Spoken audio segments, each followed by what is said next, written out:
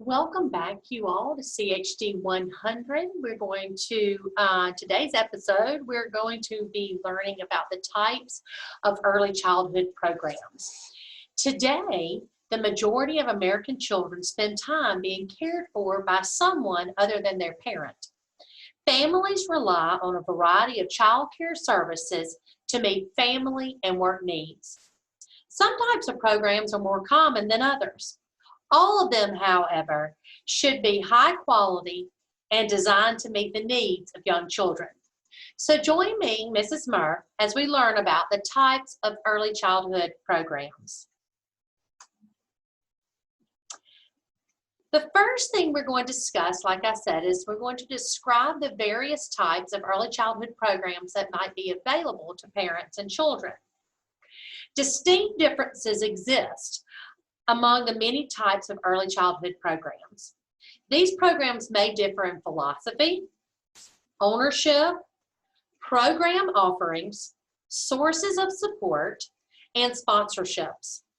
Programs also vary in size, they vary in staff, the qualifications of the people that work there, hours of operation, facilities, and fees and quality. Let's take a look at a few of the different options we have available for childcare.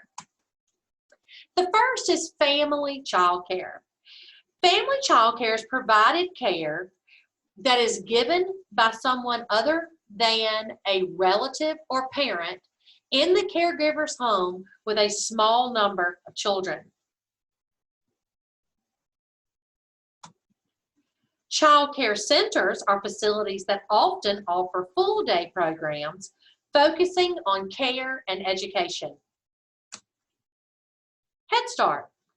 Head Start was designed to overcome the negative effects of poverty on young children. They provide services to mainly 3 to 5-year-olds from low-income families.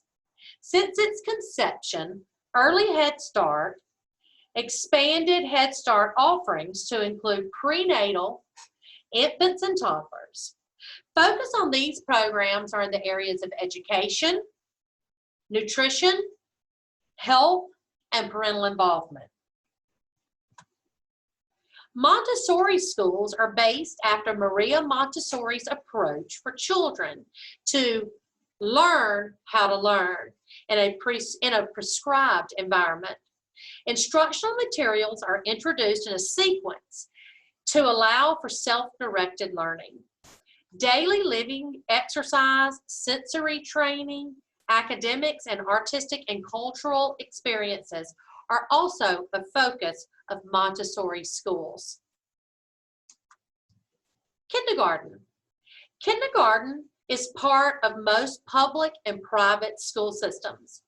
The purpose of kindergarten is to prepare children for the primary grades, which are grades 1 through 3.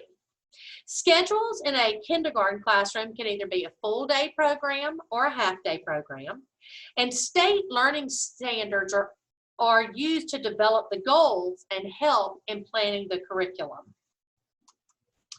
School-age child care is used to provide care for children before and or after school times, as well as during vacation.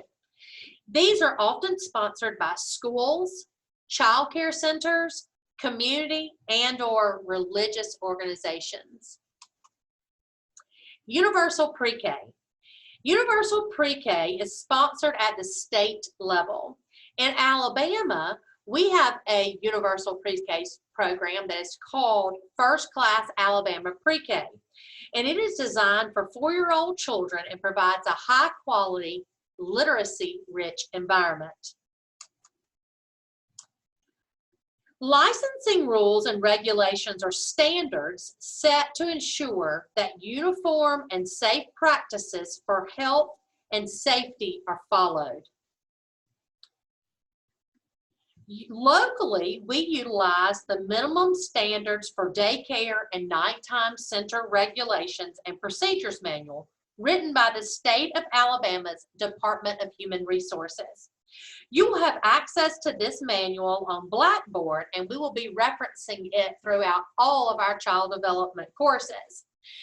You were also given a classroom manual that you will be able to use while we are in class. And also, if you'll look over to your on your screen over on the bookshelf, you will see where it says minimum standards right here.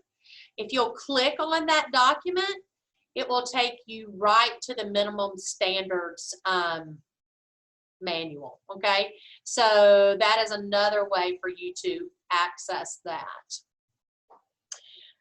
In Alabama, we have 2 tiers of center regulations: licensed centers and exempt centers. To be a licensed center, a child care must apply for a state-approved licensing certificate granting permission to operate an early childhood center or family child care home. This is obtained through Alabama DHR.